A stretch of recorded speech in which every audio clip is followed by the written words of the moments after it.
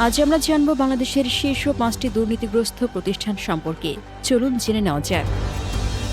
ভূমি অফিস ও সেবা খাত তালিকায় 5 নম্বরে রয়েছে ভূমি ব্যবস্থাপনা খাত। নামজারি, জমাভাগ, খতিয়ান তোলা কিংবা জমি কেনাবেচার পর রেজিস্ট্রি করতে গিয়ে পদে পদে হয়রানির শিকার হন সাধারণ মানুষ। দালাল চক্র আর ঘুষ ছাড়া এখানে যেন কোনো ফাইলই নড়ে না।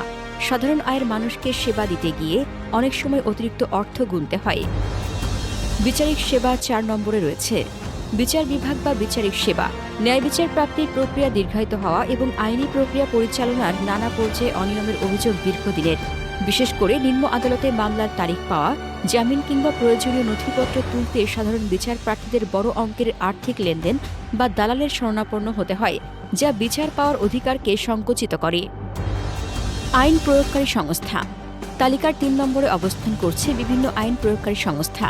সাধারণ মানুষের নিরাপত্তা নিশ্চিত করার কথা থাকলেও অনেক ক্ষেত্রে সাধারণ ডায়েরি, মামলা গ্রহণ কিংবা হয়রানিমূলক গ্রেপ্তার এড়াতে ঘুষ বা অনৈতিক লেনদেনের অভিযোগ রয়েছে।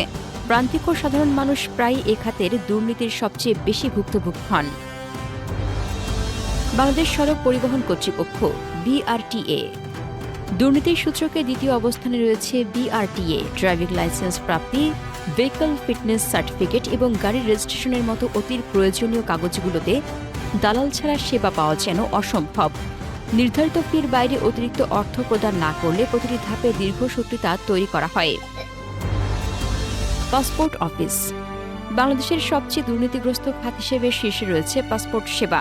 নতুন পাসপোর্ট তৈরি বা নবায়ন করতে পুলিশ ভেরিফিকেশন থেকে শুরু করে আবেদন জমা দেওয়ার প্রতিটি ধাপে ঘুষ বা আনঅথরাইজড লেনদেন যেন নিয়মে পরিণত হয়েছে। জরুরি প্রয়োজনকে পুঁজি করে সাধারণ মানুষের কাছ থেকে অতিরিক্ত অর্থ আদায় করা হয়।